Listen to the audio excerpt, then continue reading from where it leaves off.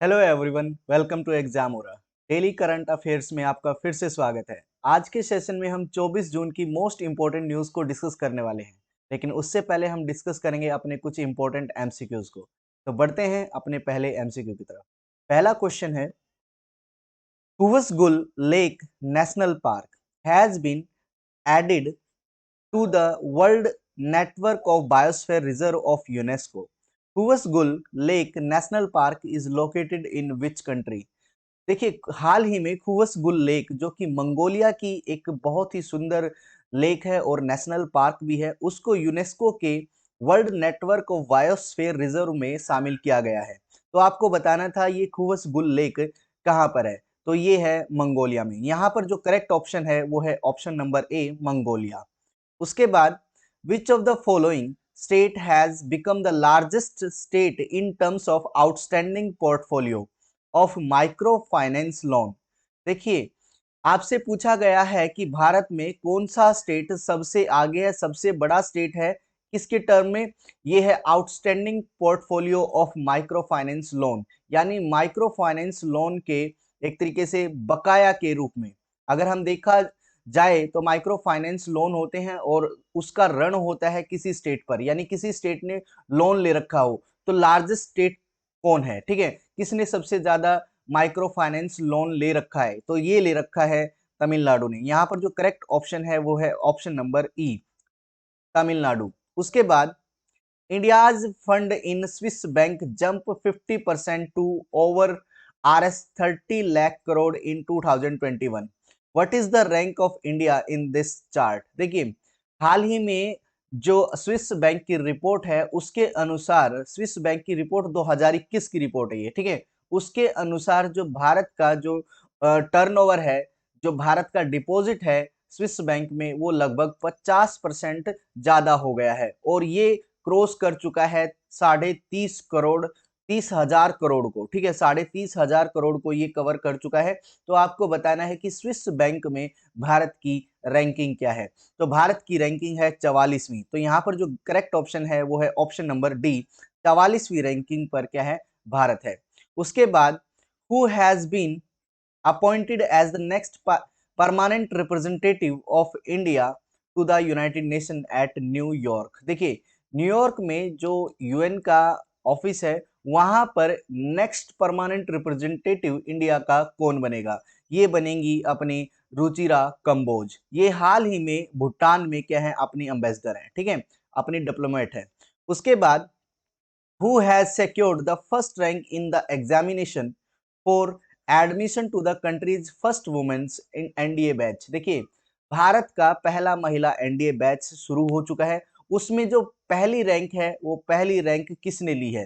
पहली रैंक ली है सनन ढाका ने, ठीक है। अगर हम बात करें महिलाओं की, लड़कियों की, गर्ल्स की, तो गर्ल्स में ये फर्स्ट पोजीशन पर आई है और ओवरऑल रैंकिंग देखी जाए तो ये 10वें नंबर पर है, ठीक है। बहुत इंपॉर्टेंट क्वेश्चन है और किसी न किसी एग्जाम में पूछा जा सकता है। उसके बाद, शाबाश Mithu, Shabaash Mithu a starrer biopic on former Indian women's cricket team captain Mithali Raj. देखिए, मिथाली राज के ऊपर एक बायोपिक बनने जा रही है, उसका नाम है शाबाश मिट्ठू। तो आपको बताना है कि इसमें कौन सी एक्ट्रेस काम करेंगी, ठीक है। तो मिथाली राज को कौन एक तरीके से एक्ट करेंगी, ठीक है, तो ये करेंगी अपनी तापसी पानू, ठीक है। इसमें एक्टर कौन रहेंगी? ये तापसी पानू रहेंगी, ठीक है। तो यहाँ पर जो करेक्ट ऑप्शन है वो है option number D, Taapsee Panu. उसके बाद, द कंट्रीज फर्स्ट एवर बालिका panchayat has started in 5 village of which state?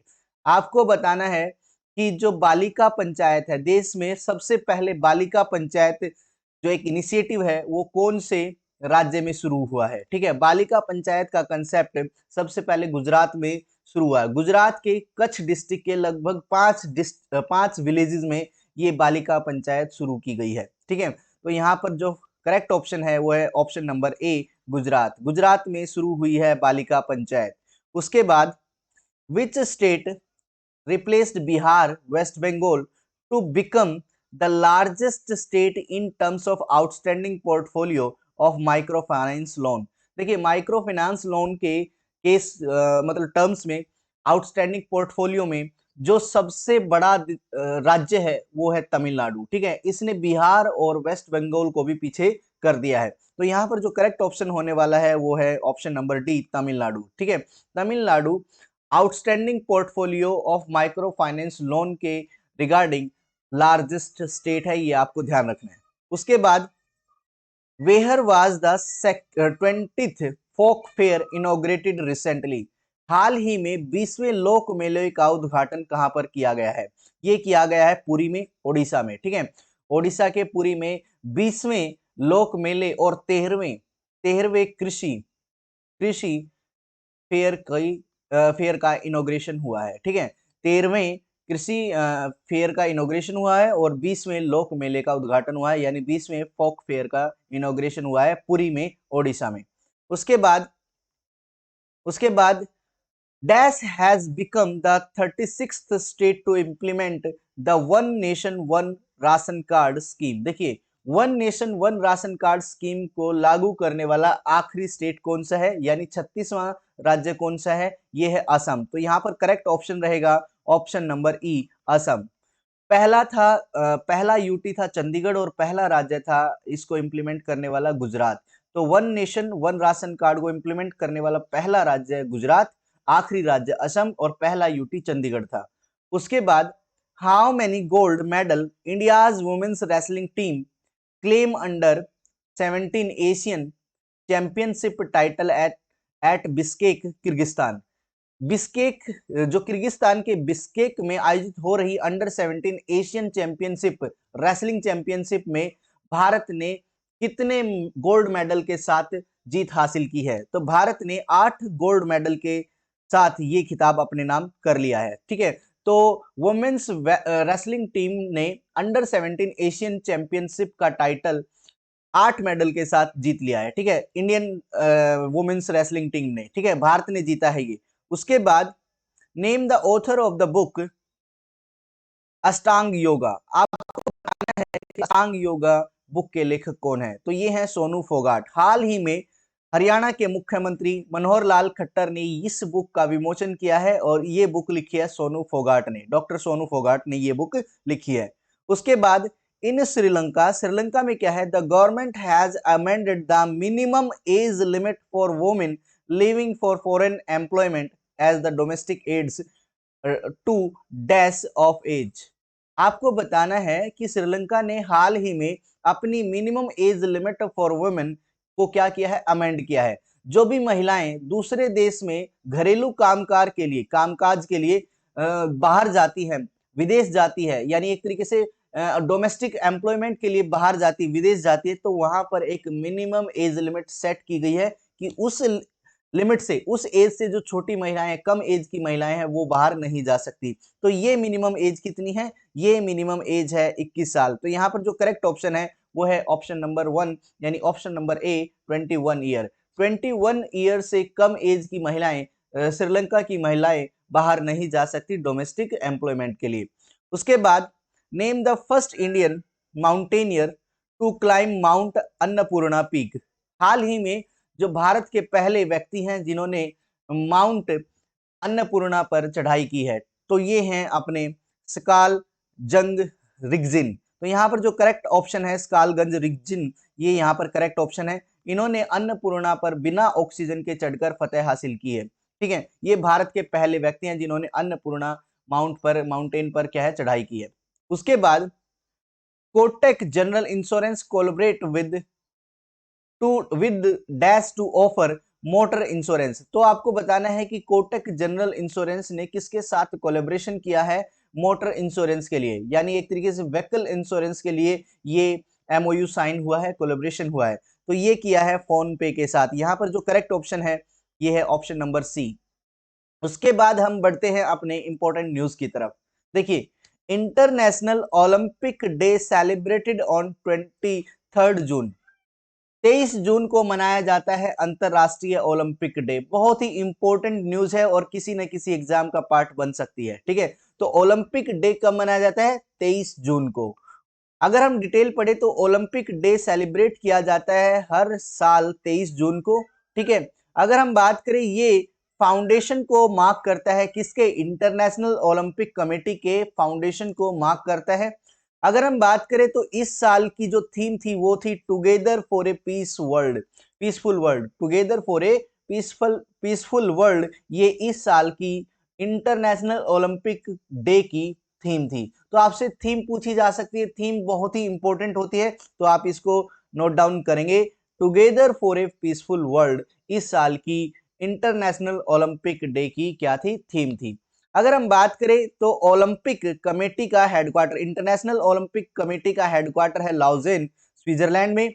International Olympic committee के प्रेसिडेंट है थॉमस बाक, और इस इंटरनेशनल ओलंपिक कमेटी की स्थापना हुई थी 1894 में 23 जून को, और इंटरनेशनल ओलंपिक कमेटी के डायरेक्टर जनरल हैं क्रिस्टोफ डी कैपर। क्रिस्टोफ डी कैपर क्या है? इसके डायरेक्टर जनरल हैं।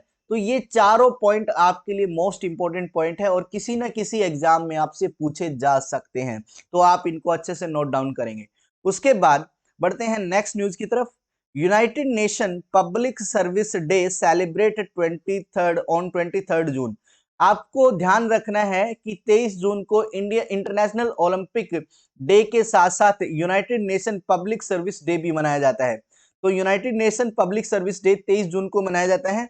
डिटेल में बात करें, देखिए जो 23 जून को मनाया जाता है इंटरनेशनल पब्लिक सर्विस डे, ये United Nation public service day मनाया जाता है 23 जून को। किसके लिए? Public institution and public servant को एप्रिसिएट करने के लिए, ठीक है। पब्लिक सर्वेंट और पब्लिक इंस्टीट्यूशंस को एप्रिसिएट करने के लिए 23 जून को यूनाइटेड नेशन के द्वारा United Nation public service day मनाया जाता है, ये आपको ध्यान रखना है। अगर हम बात करें तो इस साल की जो थीम थी वो थी बिल्डिंग बैक बेटर फ्रॉम कोविड-19 enhancing innovative partnership to meet the sustainable development goal. बहुत ही इंपॉर्टेंट थीम है, थीम आपसे पूछी जाती है, मैं बार बार रिपीट करता हूं तो कि थीम बहुत ही इंपॉर्टेंट हो जाती है। हो सकता है डे पूछा जाए या ना जाए, लेकिन थीम आपसे पूछी जा सकती है। तो United Nation public service day की थीम थी बिल्डिंग बैक बेटर फ्रॉम कोविड-19 enhancing innovative partnership to meet the sustainable development goal. ये आपकी थीम थी United Nation public service day की। अगर हम बात करें तो ये 20 दिसंबर 2002 को इसकी शुरुआत की गई थी और ये हर साल 23 जून को मनाया जाता है, ठीक है। उसके बाद इंटरनेशनल विडो डे सेलिब्रेट किया जाता है 23 जून को। देखो 23 जून को ही इंटरनेशनल विडो डेज मनाया जाता है। अगर हम बात करें इंटरनेशनल विडोज डे की, ये ऑब्जर्व किया जाता है अक्रॉस द वर्ल्ड ऑन 23 जून, 23 जून को ये ऑब्जर्व किया जाता है। अगर हम बात करें तो ये किस लिए मनाया जाता है? The day aims to gather support to widows and to spread awareness about their situation. देखिए विडोज को प्रमोट करने के लिए, विडोज को सपोर्ट करने के लिए और उनके जो सिचुएशंस हैं उनको उनके लिए अवेयरनेस फैलाने के लिए ये दिवस मनाया जाता है। अगर हम बात करें तो इस साल की जो थीम थी, इस दिन की थीम थी वो थी sustainable solution for widows financial independence. बहुत ही इंपॉर्टेंट थीम थी, आप इसको नोट डाउन करेंगे, sustainable solution for widows financial independence. अगर हम बात करें तो 23 जून को यह दिवस इसलिए चूज किया गया था क्योंकि श्रीमती पुष्पावती लुम्बा, ये कोई 1954 में कोई महारानी थी और ये लॉर्ड लुम्बा की मदर थी, ठीक है। ये विधवा हो गई थी, कोई एक तरीके से 1954 में ये महारानी नहीं थी, एक तरीके से ये किसी भगवान की माता है जो विधवा हो गई थी, ठीक है। तो किसी पर्टिकुलर रीजन के भगवान की माँ है जो कि विधवा हो गई थी, तो उनके विधवा होने के दिन को क्या मनाया जाता है? विडो डे मनाया जाता है, ये आपको ध्यान रखना है। उसके बाद कोर्सेरा ग्लोबल स्किल रिपोर्ट 2022 वो जारी हो चुकी है और इंडिया की जो रैंक रही है इसमें वो 68th रही है, यानी 68वीं पोजीशन पर भारत रहा है, ठीक है। कोर्सेरा ग्लोबल स्किल रिपोर्ट 2022 में डिटेल पढ़े तो क्या है, देखिए the global skill report 2022 by Coursera stated, ये रिपोर्ट कहती है कि इंडिया की proficiency in data science has reduced 38%। जो इंडिया की प्रोफिशिएंसी थी वो कितनी थी? 38% कम हो गई है, पहले से 38% कम हो गई है अब, और 2021 में ये कम हो गई थी 26%, ठीक है, leading to 12th rank drop, और क्या हो गया था, 12 रैंक, जो भारत है वो 12 रैंक नीचे खिसक गया था। अगर हम बात करें तो इस साल क्या हुआ है, जो इंडिया है वो 4 प्लेस नीचे चला गया है 2021 से, और इंडिया की जो रैंक आई है वो 68th आई है, और 19वीं रैंक आई है एशिया में। एशिया में 19वीं और वर्ल्ड में 68वीं रैंक के साथ भारत कोर्सेरा लिस्ट में स्थान हासिल किया है, एक तरीके से उभर कर आया है। अगर हम बात करें स्विट्जरलैंड की, तो स्विट्जरलैंड ने ये टॉप किया है, ये हाईएस्ट स्किल्ड लर्नर के रूप में ये उभरा है, ठीक है। आपसे पूछा जाए कोर्सेरा स्किल रिपोर्ट 2022 में कौन टॉप पर है, तो ये है स्विट्जरलैंड। अगर हम बात करें उसके बाद डेनमार्क आता है, उसके बाद इंडोनेशिया आता है, और उसके बाद बेल्जियम आता है। वेस्ट बंगाल, देखिए अगर हम स्टेट वाइज बात करें इंडिया में स्टेट की, तो वेस्ट बंगाल यहां पर टॉप पर रहा है, ठीक है। स्किल्स डेवलपमेंट में क्या है, स्किल प्रोफिशिएंसी में जो वेस्ट बंगाल है वो टॉप पर रहा है। तो आपसे ये पूछा जा सकता है कि इंडिया की रैंकिंग क्या है, इंडिया की रैंकिंग है 68th, और एशिया में 19वीं, और वेस्ट बंगाल अगर स्टेट की बात करें तो टॉप पर रहा है स्टेट वेस्ट बंगाल। अगर हम टॉप कंट्री की बात करें तो स्विट्जरलैंड है, उसके बाद डेनमार्क है, उसके बाद इंडोनेशिया, और फिर बेल्जियम है। तो आपसे ये क्वेश्चन पूछा जाता है, रैंकिंग से एक क्वेश्चन आता है और आप इसको कवर करेंगे। उसके बाद लीसा स्टालेकर, ठीक है, स्टालेकर, लीसा स्टालेकर बनी है फर्स्ट फीमेल प्रेसिडेंट ऑफ फीका। फीका की फर्स्ट फीमेल प्रेसिडेंट बनी है लीसा स्टालेकर। लीसा स्टालेकर के बारे में पढ़ते हैं। देखिए, फॉर्मर ऑस्ट्रेलियाई cricket Lisa Sthalekar has become the first female president of federation of international cricket association, जिसको बोलते हैं फीका। फीका की जो पहली महिला प्रेसिडेंट बनी है वो लीसा स्टालेकर बनी है, ठीक है। और ये ऑस्ट्रेलियन क्रिकेट है, और इनको अपॉइंटमेंट दी गई है, इनको अपॉइंट किया गया है एज द प्रेसिडेंट ऑफ फीका, ये आप याद रखेंगे। उसके बाद जी सेट 24 इंडियन कम्युनिकेशन सैटेलाइट, ये इसका सक्सेसफुली लॉन्च किया गया है इसरो के द्वारा, ठीक है। अगर हम बात करें जी सेट 24 की, इसकी लॉन्चिंग हो चुकी है और सक्सेसफुल हो चुकी है, ये इसरो के द्वारा की गई है।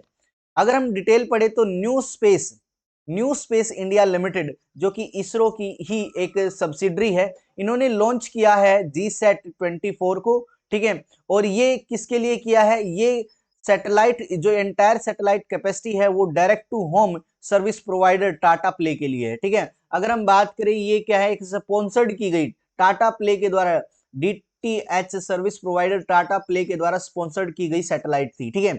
इसको लॉन्च किया है जी सेट 24 को लॉन्च किया है इसरो के एक subsidiary new space India limited के द्वारा। तो आपको ये ध्यान रखना है कि ये न्यू स्पेस इंडिया लिमिटेड के द्वारा लॉन्च की गई है जी सेट 24, ठीक है।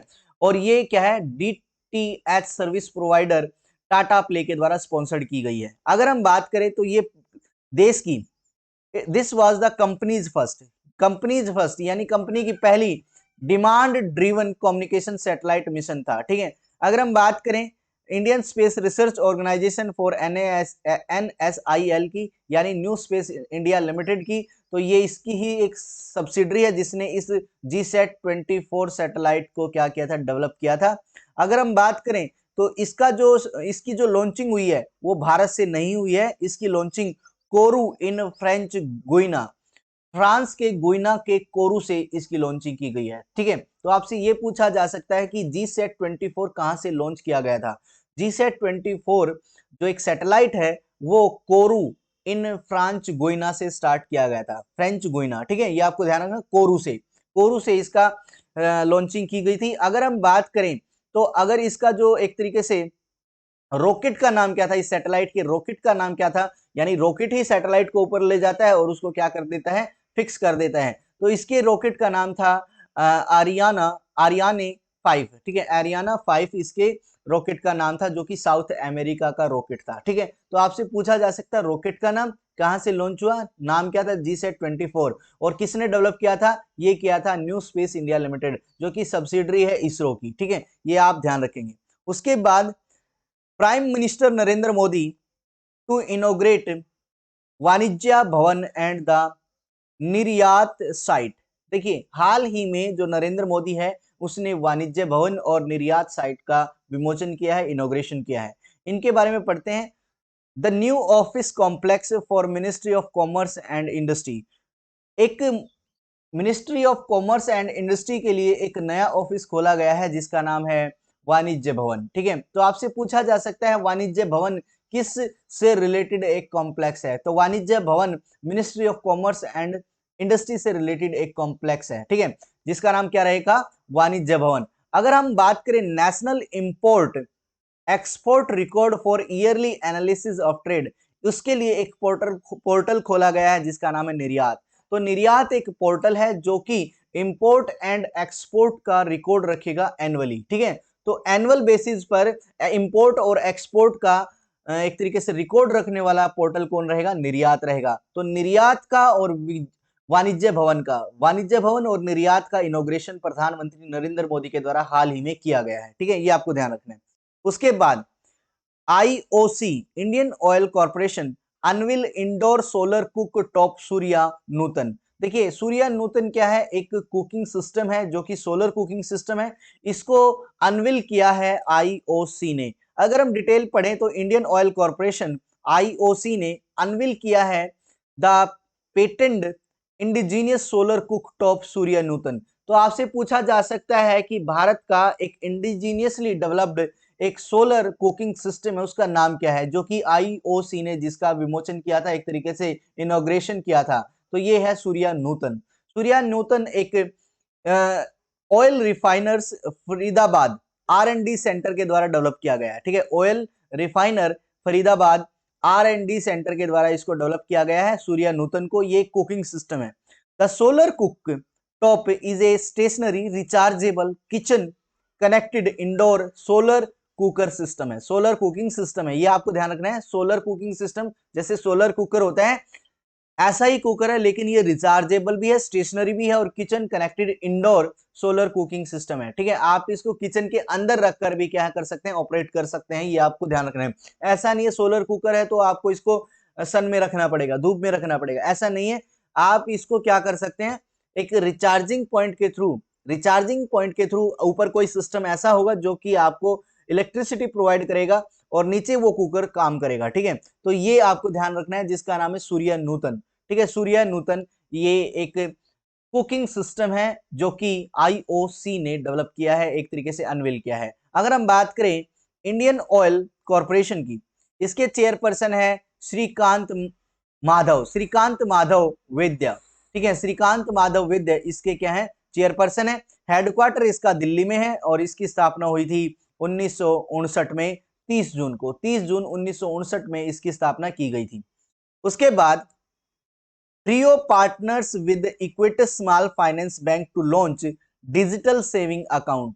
डिजिटल सेविंग अकाउंट को लॉन्च करने के लिए फ्रीओ पार्टनरशिप करता है इक्वेटस स्मॉल फाइनेंस के साथ। इक्वेटस स्मॉल फाइनेंस ने हाल ही में एक बच्चों के लिए अकाउंट की व्यवस्था की थी। ठीक है, ये भी आपको याद होगा कि बच्चों के लिए एक अकाउंट सिस्टम स्टार्ट किया है इक्वेटस स्मॉल फाइनेंस बैंक ने, और इसने अभी हाल ही में फ्रीओ के साथ पार्टनरशिप की है ताकि डिजिटल सेविंग अकाउंट को लॉन्च किया जा सके। तो आपको ध्यान रखना है, जो Bengaluru based neo banking platform है जिसका नाम है फ्रीओ। ठीक है, फ्रीओ क्या है, एक Bengaluru based neo banking platform है जिसने किसके साथ, इक्वेटस स्मॉल फाइनेंस के साथ क्या किया है, कोलैबोरेशन किया है ताकि अपने ऑनलाइन डिजिटल सेविंग अकाउंट्स को प्रमोट कर सके। ठीक है, तो आपको ध्यान रखना है। और जो इसका डिजिटल सेविंग अकाउंट है उसका नाम रहेगा फ्रीओ सेव इसका क्या है, digital online digital saving account रहेगा। तो आपसे क्वेश्चन कैसे पूछे जा सकते हैं कि फ्रीओ ने किसके साथ पार्टनरशिप की है, इक्वेटस स्मॉल फाइनेंस बैंक के साथ पार्टनरशिप की है। क्यों की है, अपने डिजिटल सेविंग अकाउंट को प्रमोट करने के लिए की है। अच्छा, इसके डिजिटल सेविंग अकाउंट का नाम क्या है, इसका नाम है फ्रीओ सेव, ये आपको ध्यान रखना है। उसके बाद culture minister G Krishna Reddy launched Jyotirgamya festival in New Delhi. ठीक है, अपने कल्चरल मिनिस्टर जिसका नाम है जी किशन रेड्डी, इन्होंने इनोग्रेट किया है ज्योतिर्गम्य फेस्टिवल नई दिल्ली में। ज्योतिर्गम्य फेस्टिवल की शुरुआत किसने की है, किसने इनोग्रेशन किया है, ये किया है जी किशन रेड्डी, जो अपने कल्चरल मिनिस्टर हैं। उसके बाद अगर हम बात करें डिटेल की, तो ज्योतिर्गमय एक फेस्टिवल है। ज्योतिर्गमय क्या एक फेस्टिवल है जो कि एक तरीके से लॉन्च किया गया है नई दिल्ली में बाय यूनियन कल्चर मिनिस्टर जी किशन रेड्डी। तो आपके लिए इंपॉर्टेंट यहाँ पर क्या है, अपने कल्चरल मिनिस्टर कौन है, यूनियन कल्चर मिनिस्टर कौन है, जी किशन रेड्डी हैं। और इन्होंने कौन सा एक तरीके से फेस्टिवल लॉन्च किया है, ज्योतिर्गमय फेस्टिवल लॉन्च किया है। अगर हम बात करें तो संगीत नाटक अकेडमी, ये इसने ऑर्गेनाइज किया है इस फेस्टिवल को, ठीक है। तो इस फेस्टिवल को ऑर्गेनाइज करने वाली ऑर्गेनाइजेशन कौन सा है, एकेडमी कौन सी है, वो है संगीत नाटक अकेडमी। तो संगीत नाटक अकेडमी बहुत ही फेमस अकेडमी है और यहाँ से क्वेश्चन बन सकता है कि संगीत नाटक अकेडमी ने कौन सा फेस्टिवल ऑर्गेनाइज किया था, ये किया था ज्योतिर्गमय, या ज्योतिर्गमय फेस्टिवल जिसका हाल ही में जिसकी लॉन्चिंग हुई थी जी किशन रेड्डी के द्वारा, उसको ऑर्गेनाइज किसने किया, उसको ऑर्गेनाइज किया था संगीत नाटक अकेडमी ने, ठीक है। तो ये आपसे पूछा जा सकता है। और संगीत नाटक अकेडमी के द्वारा ऑर्गेनाइज किया गया ज्योतिर्गमय फेस्टिवल वो कहीं ना कहीं आजादी का अमृत महोत्सव का ही पार्ट है, ठीक है। आजादी के अमृत महोत्सव का ही पार्ट है ज्योतिर्गमय फेस्टिवल, जो कि अपने कल्चर मिनिस्टर जी किशन रेड्डी के द्वारा इनॉग्रेट हुआ था और संगीत नाटक अकेडमी के द्वारा ऑर्गेनाइज हुआ था। ये आपसे पूछा जा सकता है। उसके बाद उत्तराखंड का एक प्रोजेक्ट है, project to boost rain fed agriculture, यानी एक तरीके से वर्षा आधारित कृषि को प्रमोट करने के लिए उत्तराखंड ने एक प्रोजेक्ट तैयार किया है और ये प्रोजेक्ट अप्रूव्ड किया गया है वर्ल्ड बैंक के द्वारा। यानी इसको क्या है, फंड कौन करेगा, इसको फंड करेगा वर्ल्ड बैंक, ठीक है। तो उत्तराखंड ने एक रेन फेड एग्रीकल्चर यानी वर्षा आधारित कृषि शुरू की है, एक प्रोजेक्ट शुरू किया है उसको प्रमोट करने के लिए, और उस प्रोजेक्ट को फंड करेगा वर्ल्ड बैंक। अगर हम बात करें तो एडवांस रेन फेड एग्रीकल्चर एक स्टीप एरिया में उत्तराखंड में एक एग्रीकल्चर प्रोजेक्ट है, रेन फेड एग्रीकल्चर प्रोजेक्ट है जो कि वर्ल्ड बैंक के द्वारा अप्रूव्ड किया गया है और वर्ल्ड बैंक ने लगभग 1000 करोड़ रुपए का इन्वेस्टमेंट करने की कही है। वर्ल्ड बैंक जो रेन फेड एग्रीकल्चर है उत्तराखंड का एक प्रोजेक्ट है उसमें लगभग 1000 करोड़ रुपए की इन्वेस्टमेंट करेगा। तो आपसे पूछा जा सकता है कि रेन फेड एग्रीकल्चर प्रोजेक्ट किस राज्य का प्रोजेक्ट है। Rain fed agriculture project Uttarakhand का प्रोजेक्ट है जिसमें वर्ल्ड बैंक क्या करेगा, 1000 करोड़ रुपए की राशि को इन्वेस्ट करेगा। अगर हम बात करें तो water said department will carry out Uttarakhand climate responsive rain fade farming project. तो ये प्रोजेक्ट है, रेन फेड फार्मिंग प्रोजेक्ट है, ये वाटर सेड डिपार्टमेंट के द्वारा हैंडल किया जाएगा, वाटर सेड डिपार्टमेंट के द्वारा हैंडल किया जाएगा जो कि उत्तराखंड में। अगर हम बात करें P Uday Kumar begins office as NSIC chairman and managing director.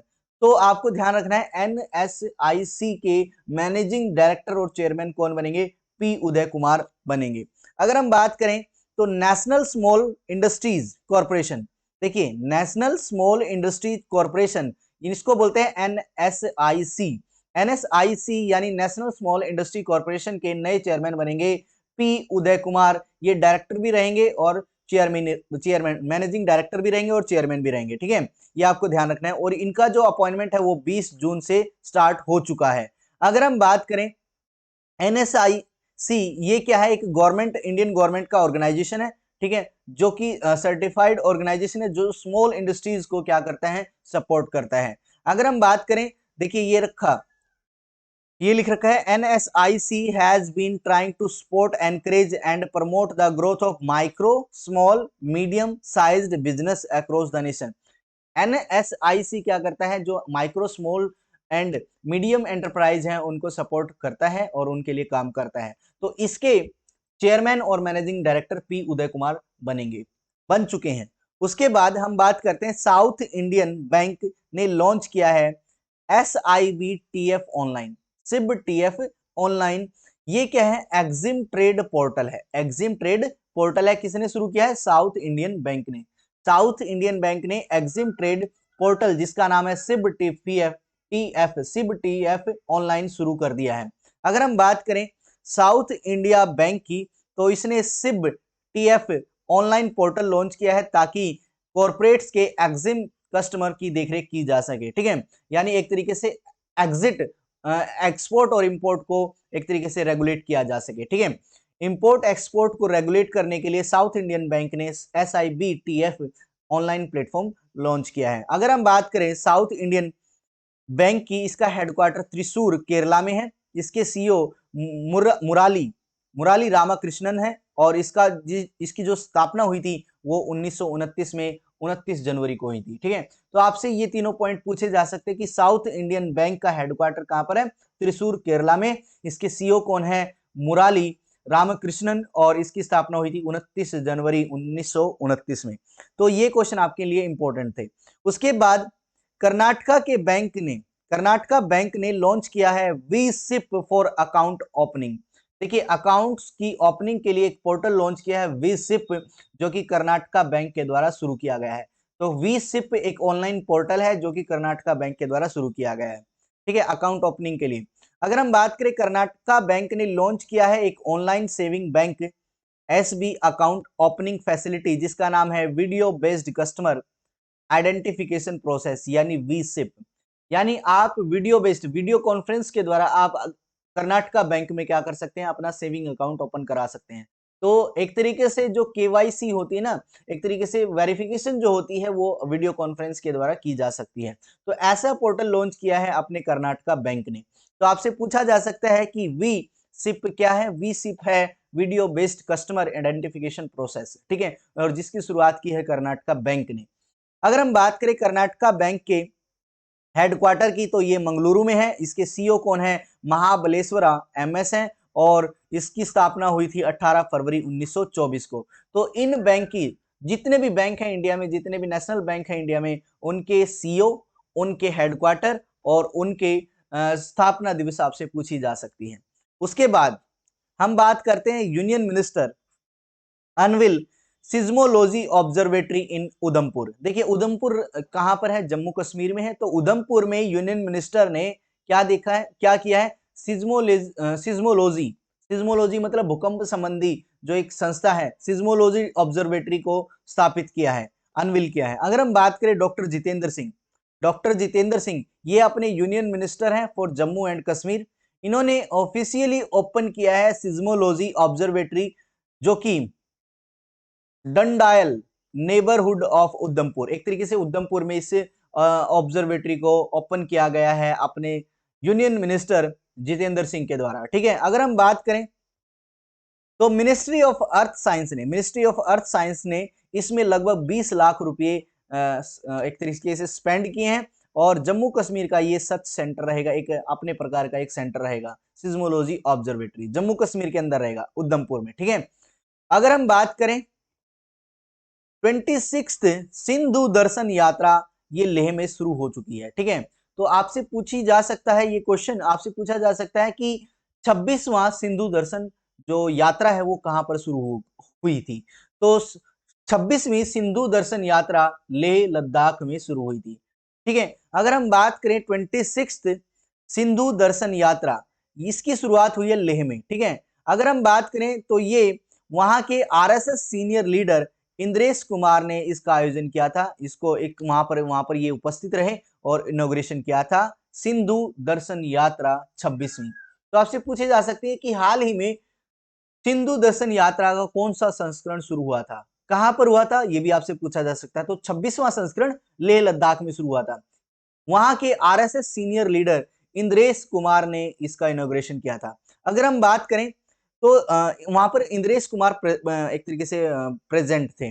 अगर हम बात करें 26th सिंधु दर्शन लेह की, ठीक है, ये इनोग्रेट हुआ था। यहां पर ध्यान रखना किसने इनोग्रेट किया था? ये जगत गुरु शंकराचार्य ऑफ बद्रिका आश्रम ऑफ जोशीमठ के बद्रिका आश्रम के जगत गुरु शंकराचार्य के द्वारा इसका इनोग्रेशन किया गया था। इस 26th सिंधु दर्शन यात्रा का इनोग्रेशन किसके द्वारा किया गया था? ये बद्रिका आश्रम ऑफ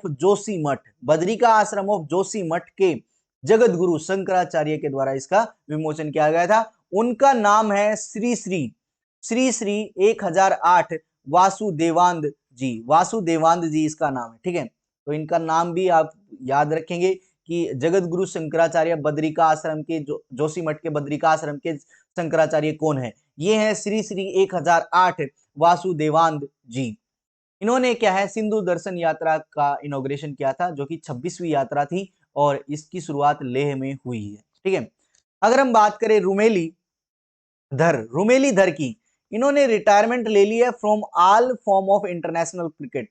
इंटरनेशनल क्रिकेट के सभी एक तरीके से प्रारूपों से रुमेली धर ने क्या ले लिया? संन्यास ले लिया है। ठीक है, अगर हम बात करें रुमेली धर ने इंडिया की सीम बॉलिंग ऑलराउंडर है। बॉलर्स एक तरीके से बॉलिंग भी करती हैं और ऑलराउंडर भी हैं। इन्होंने क्या किया है 38 साल की उम्र में रिटायरमेंट की घोषणा कर दी है। ठीक है, और ये सारे प्रारूपों से रिटायरमेंट लेने की घोषणा इन्होंने कर दी है। अगर हम बात करें तो इन्होंने जो धर ने इंटरनेशनल मैच की जो शुरुआत की थी वो कहां पर की थी?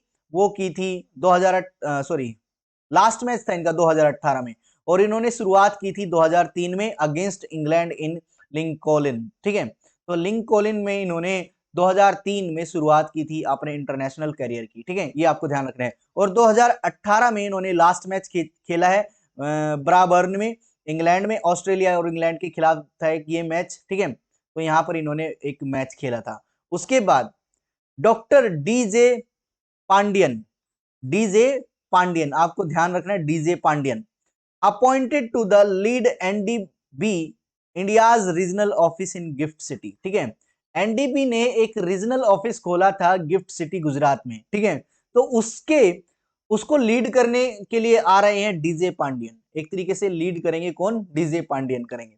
अगर हम बात करें संघाई के एक हेडक्वार्टर्ड न्यू डेवलपमेंट है, यानी एक तरीके से न्यू डेवलपमेंट का हेडक्वार्टर कहां पर है? संघाई में। ठीक है, तो संघाई हेडक्वार्टर्ड न्यू डेवलपमेंट बैंक, और ये क्या है? ब्रिक्स कंट्री का बैंक है। क्या है? न्यू डेवलपमेंट किसका है? ब्रिक्स कंट्री का बैंक होता है।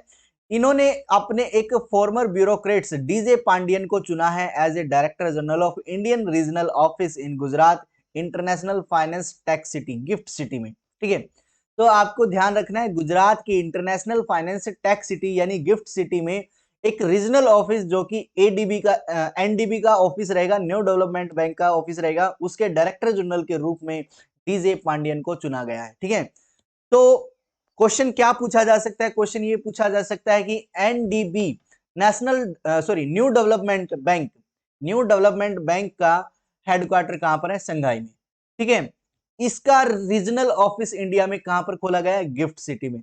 और रीजनल ऑफिस के डायरेक्टर जनरल कौन है? डीजे पांडियन है। तो 3 क्वेश्चन आपके लिए इंपॉर्टेंट हो जाते हैं और तीनों क्वेश्चन पेपर में आ सकते हैं।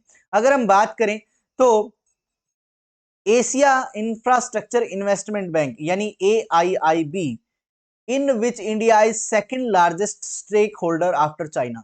चाइना के बाद कोई बैंक है AIIB, उसमें चाइना के बाद अगर किसके सबसे ज्यादा शेयर हैं वो है इंडिया के सबसे ज्यादा शेयर्स हैं आफ्टर चाइना। ठीक है, किसमें?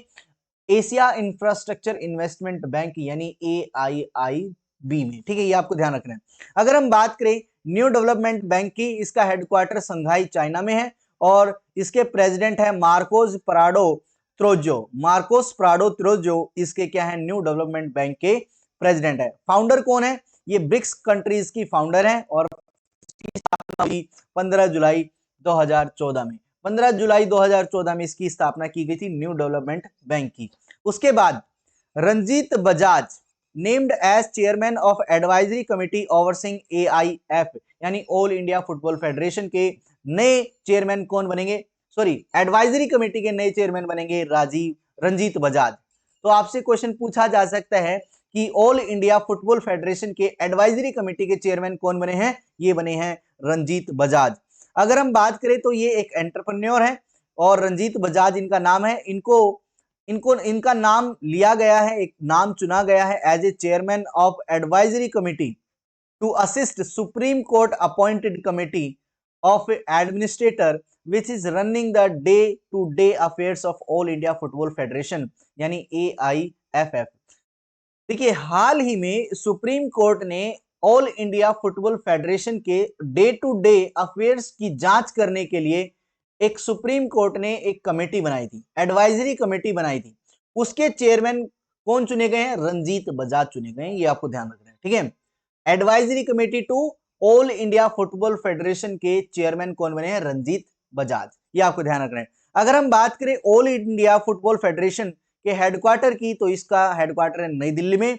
अगर हम बात करें, इसकी स्थापना हुई थी 1937 में 23 जून को, और इसके जो ये फीफा के साथ एफिलिएशन हुआ था इसका, वो हुआ था 1948 में। देखिए, ऑल इंडिया फुटबॉल फेडरेशन किसके अंडर काम करती है? फीफा के अंडर काम करती हैं। ठीक है, ये आपको ध्यान रखना है। ये थी आज की most important news. I hope सारी न्यूज आपको समझ आ गई है और आपको ये सेशन अच्छा लगा है। अगर आपको ये सेशन अच्छा लगता है तो इसको लाइक कीजिए, शेयर कीजिए और सब्सक्राइब कीजिए चैनल को। Thank you very much.